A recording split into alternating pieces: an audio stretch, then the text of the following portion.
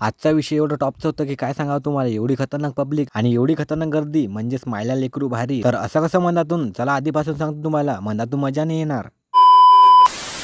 तर जय गजानन मंडळी, मी तुमचा नित्या. सकाळी सकाळी गाडी काढली व डायरेक्ट निघालो रस्त्याने. तर आज ब्रह्मांड नायक म्हणजेच आपल्या श्रींचा प्रकट दिवस. सगळ्यात आधी आपली गाडी लावली पार्किंग मध्ये आणि डायरेक्ट निघालो मंदिराच्या दिशेने. जसं आपण मंदिर परिसरात एंट्री करतो, एकदम खतरनाक गर्दी बा, तुम्हीच पाहून घ्या. दर्शनाची लाईन एवढी खतरनाक लंबी होती की आपण दुरून दर्शन करून घेतलं. कारण की आपल्या गावाजवळच ही विहीर आहे, म्हणून आपण कधी बी दर्शन करू शकतो आणि दूरची व्यक्ती काही दर्शन करू शकत नाही, म्हणून त्याच्यासाठी आपण बाहेरून दर्शन करून घेतली आणि मस्तपैकी प्रसाद वगैरे घेऊन डायरेक्ट निघालो विहिरी जवळ. इथं येताच आपल्याला अभिभाव दिसले, त्यांना पण ब्लॉक मध्ये घेऊन घेतलं. तर हे आहे आपला अकोले जागीरचा श्री गजानन महाराजची विहीर म्हणजे सजल विहीर. असे म्हटलं जाते की जुन्या काळी श्री गजानन महाराजांनी या कोरडी विहिरीतून पाणी काढले होते. तेव्हापासून या विहिरीच्या पाणीला अमृताचा दर्जा दिला जातो. तर तुम्ही ही विहीर बघितली आहे का? कमेंट मध्ये नक्की सांगा. त्याच्यानंतर आपल्या प्रेमाच्या माणसानं ब्लॉक मध्ये घेऊन घेतलं आणि डायरेक्ट लागलो महाप्रसादाची लाईन. ती एवढी भयंकर पब्लिक होती की काय सांगावं तुम्हाला, म्हणजे मायला लेकरू भारी, तुम्हीच पाहून घ्या. मग त्याच्यानंतर मस्तपैकी जेवायला बसलो आणि इथे एकाच टाइमात हजारो भक्त जेवण करतात आणि आपल्या श्रावण मामाला पाहून घ्या. जेवण वगैरे करून मस्तपैकी यात्रा फिरायला आलो, कारण की संध्याकाळच्या टाइमला यात्रा फिरायची मजाच वेगळी आहे. त्याच्यानंतर आपल्या पोट्टेले म्हणजेच आपल्या प्रेमाच्या माणसांना ब्लॉक मध्ये घेऊन घेतलं, कारण की